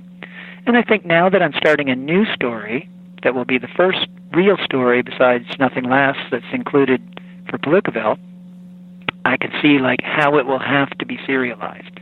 And that means probably a more satisfying piece each volume. So probably, and this is still just guesswork because I'm still writing, but it will probably be 3 parts, so let's say 3 issues of Palookaville, and each issue will be a complete section of the story. So I'll probably be planning it already, thinking of it in terms of part 1, part 2, and part 3, and that each section should be satisfying as a read on its own, rather than suddenly coming to page 40 and it's saying continued next issue, and you're like, wait a minute, this is the middle of a scene. So I think that's probably clear. Maybe inevitably this leads to having single stories that are told completely in Palookaville, I don't know. But right now for this one, I know it's too long to just be 1 volume of Palookaville, so I'm going to probably break it into 3 parts, I think. And you'll be serializing this along with future installments of Nothing Lasts. Yep, Nothing Lasts goes on for at least 2 or 3 more installments, maybe, actually could even be more. When I first started it, I thought it would be about 100 pages, and now it's, I can see I've still got several hundred pages still to go. So things naturally expand. I don't know what I knew when I started it, but I thought, it wouldn't be that many pages. But now, you start talking about your own life, suddenly you digress and talk for 10 pages about something you hadn't anticipated, et cetera, et cetera. So it's filling up pages. I think I'm going to stop the story at sometime around the age 30 or something. So I've still got a ways to go. Yeah, because right now we're just up to the high school years. Yeah, and I'm getting close to... I'm not going to put too much time into high school, but I will be wrapping up the teen years probably in the next segment. I'd be remiss if I didn't ask this question, but how is your wife, Tanya's barbershop going? It's going great. Yep, I think it's been open 6 years now, and it's very successful, actually. She's a well-loved barber in town. And this is, for those who don't know, the Crown Barber Shop, and the address is, what is it, 219 Silver Creek Parkway North in, and how do you pronounce your town? It's Guelph? It's Guelph. Guelph, Ontario. Yeah, I was going to say, I'm glad you said the address, because I'm not sure I have it on the tip of my tongue that easily. I just know it's at Silver Creek and Speedvale. Those are the 2 streets that meet. No, she's a barber. It's funny, she wasn't a barber when I met her. I don't know if I told you this story, but she was working in office work back then, not particularly happy about it. I think it was the first year we were married. And we were watching the film The Man Who Wasn't There by the Coen brothers. Do you know that film? Oh, yeah. It's been a long time since I've seen it, though. Yeah, there's a strong barbershop sequence in it. Well, the main character's a barber. Anyhow, there was a sequence in the film where he's cutting hair, and they're describing the different haircuts. And the world of it just automatically appealed to her. And she'd never cut anybody's hair in her life. She was watching this, and she said to me, I'm going to be a barber. And I remember thinking, I thought to myself, I didn't say it out loud, but I thought, okay, well, good luck with that. It certainly struck me as coming totally out of the blue. She had never expressed any interest in hair cutting. But surprisingly, she, within a month or 2, she was in barber school. And then after that, she spent a few years apprenticing with various old barbers in the area. And then eventually she opened her own shop, and here we are. It's probably more than 10 years later. And she is a barber. And it's funny, I think what attracted her to the life was the idea of the quietness of the barber's life, which is kind of funny because really what being a barber is talking. That's and interestingly, she's spent the last 10 years really being engaged with the idea of how you communicate with people. I find it very fascinating listening to her tell me about all the strategies involved in talking to people all day long. For me, it sounds like a nightmare because I love to just be here alone in the studio, but she's fascinated with it, and it's actually very interesting. Cutting the hair is the less important part of the job. It's funny. I didn't know about the film reference and its part in your wife's career move, The Man Who Wasn't There. I remember when I saw that film, and I saw it not because of the barber angle, but because it was the Coen brothers. But after I saw it, I referred my dad to it. And as I think I told you before, my dad used to be a barber, and I think he thought the film was so-so, but then again, he's not really big into movies. But he was impressed by the fact that the main character was a barber. Yeah, I love that's one thing I still love about that movie. It's not a favorite movie of mine or anything. It kind of meanders, and it's got good points and bad. But I do love the world of the barbershop that was created in that film. And you, of course, you have lots of experience with the world of the barbershop yourself. Yeah, I grew up as a shoeshine boy there. Yeah, not something you hear too often anymore. Yeah, although I've never had someone shine my shoes. I did once when I was in New York. Well, not more than once I've had a shoe shine. But, I mean, once I had, I'd say the closest to what I consider, the old experience, which is in New York, there was just some guy in the street, a boot black, whatever, I sat down and got my shoes shined just because I wanted to have done it at least once in the street. I don't see... I'm not sure the last 10 years I've been in Manhattan at any time I've ever seen anybody shining shoes in the street again. That does seem like something from quite a while ago. I mean, you always see people in the airport. Yeah. I'll get a shoe shine in the airport occasionally, but that doesn't feel quite the same. Yeah. I'm just impressed by the fact that that Tanya decided to become a barber and not a beautician. To me, that's much more impressive to be a barber. No, she doesn't. She worked for a little while after she learned in a salon because they're the more common, but she quickly wanted nothing to do with it. She went right back to her original idea. She wanted to work as a men's barber.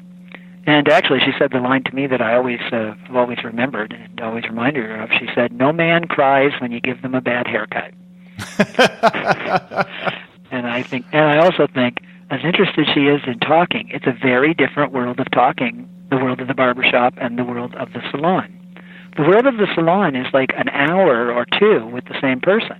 The world of the barbershop is 15 minutes. Mm-hmm. You have a large body of people that you know over time, that in short bursts, and that's a very different experience.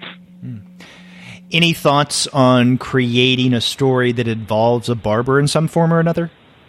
I used the barber once in a one-pager I did, a fictional little story about the Crown Barber Shop, and I used up a lot of the material there. I think I may have another barber.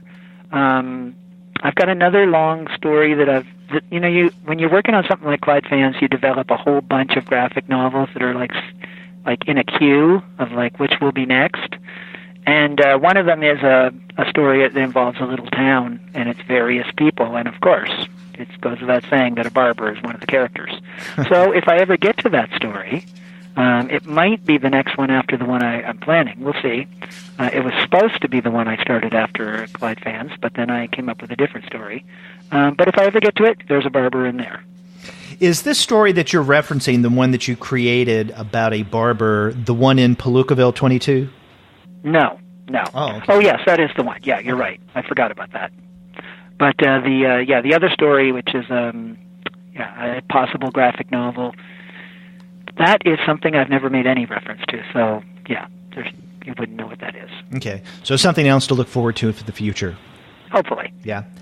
Well, Seth, I want to thank you very much for taking the time and talking with me. It's been a very thorough conversation, and really we've just touched on the tip of the number of things that I wanted to discuss with you. So maybe at some point a few years from now, I can have you back on the show and we can talk about those other things and the new material. Love it.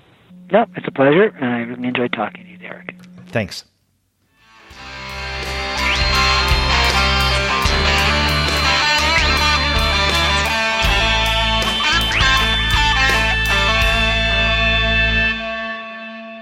So there you go, my conversation with Seth about his Palookaville series and other works that he's come out with. I had a really good time talking with Seth, and I want to thank him again for taking the time to do that. Yeah, that was awesome. Thank you so much. Yeah, and as we mentioned at the top of the show, if you want to really get into the work of Seth, not only his own comics, but the books that he has designed, and there are a lot of them, then you would do well to check out the website of our sponsor, which is Discount Comic Book Service. Go to dcbservice.com, and there you will find a lot of comics at great discounts and a slew of Seth books. That's dcbservice.com. And after you do get your titles there, get in touch with us and let me know what you thought about my conversation with Seth. If you go to our website, comicsalternative.com, you'll find that you can leave us a voice message online via SpeakPipe. Or you can call us the old-fashioned way by picking up the phone and dialing 4153-COMICS. That's 415-326-6427. You can also email the Comics Alternative at TWOGUYS, two guys, at comicsalternative.com. Or if you just want to send Derek your specific thanks and compliments for his incredible interviewing skills, you can reach him at Derek, D-E-R-E-K, at comicsalternative.com. Or to berate me, that's okay. I'll take any kind of emails. You can also find us all over social media. We have accounts on Twitter, Facebook, Tumblr, Instagram, Google+, Goodreads, Pinterest, YouTube, and we have a Slack channel. please join us there. You can subscribe to the podcast through Apple Podcast. You can stream us on Stitcher. You can also find us on TuneIn, on Spotify, on iHeartRadio, and on Google Play Music. But you can find every single one of our podcast episodes, as well as the reviews and comics-related commentary that we post on our blog, simply by going to our website, comicsalternative.com. Yep. Thanks for checking us out. There's a lot there, and we're glad that you are listening. That's right. Yeah. Do tell us that you listen to the podcast. We like hearing from you, and we will be back with more interviews really soon. So check back for those. Until then, I'm Derek. And I'm Paul. Bye-bye.